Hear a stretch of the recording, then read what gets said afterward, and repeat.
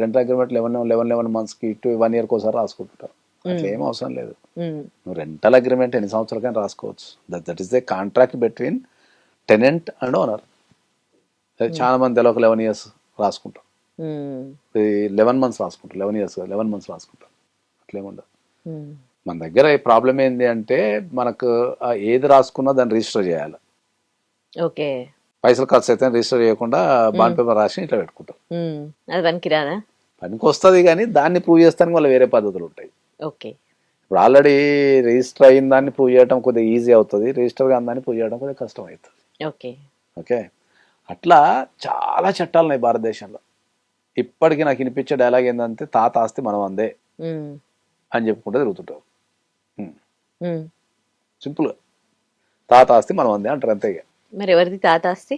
తాత ఆస్తి మనం అందే గనక అయితే ఈ భారతదేశంలో పుట్టిన ప్రతి ఒక్కరికి తాతలు ఉన్నారు కదా, మరి వాళ్ళ ఆస్తులు గుంజుకునే పిటిషన్లు ఎక్కడ నేసిందా?